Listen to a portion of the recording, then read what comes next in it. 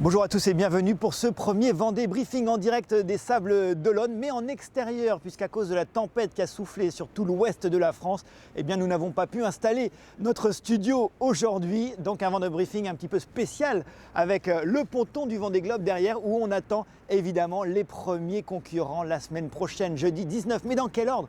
C'est tout le suspense qui est encore une fois relancé. Au pointage de 9h, 160 000 d'avance pour Armelle Lecléache, mais une grosse différence de vitesse puisque le yo-yo est relancé. Il y a une zone de transition à traverser pour les skippers, pour les deux premiers, avant de retoucher des vents un petit peu plus forts sous un anticyclone, mais un anticyclone avec un centre anticyclonique où il n'y a pas de vent qui se trouve juste au large du golfe de Gascogne et qu'il faudra traverser mercredi prochain, la veille de l'arrivée.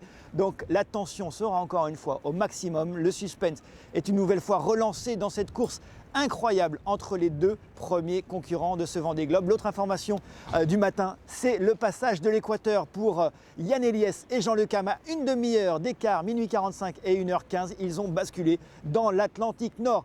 Et dans l'Atlantique Sud, eh bien, c'est Nandorfa qui aura le plus de vent aujourd'hui. Une dépression qui lui passe dessus, 45 à 50 nœuds de vent pour le skipper hongrois qui va devoir faire le dos rond. Dans le Pacifique, les prochains à passer le Cap Horn seront le Quatuor qui arrive pour dimanche, mais dimanche, qui sera le premier des 4 à passer? Normalement, c'était Arnaud Boissière, le leader, mais il est tombé dans une zone sans vent ce matin, il est allé un petit peu trop au sud, et ce serait peut-être Fabrice Amédéo, donc qui mènera ce quatuor au passage du Cap Horn. Et on termine avec le dernier, Sébastien Destremaux, qui a été obligé d'appuyer sur la pédale d'accélérateur pour échapper à une grosse dépression. Du coup, eh bien, il a claqué son propre record des 24 heures, 335 000 réalisés, c'est-à-dire 14 nœuds de moyenne. Voilà un nouveau record personnel pour Sébastien Destremaux.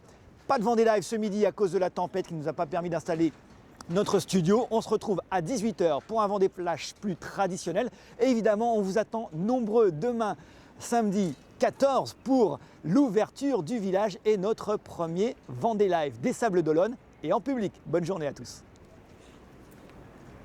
Oui.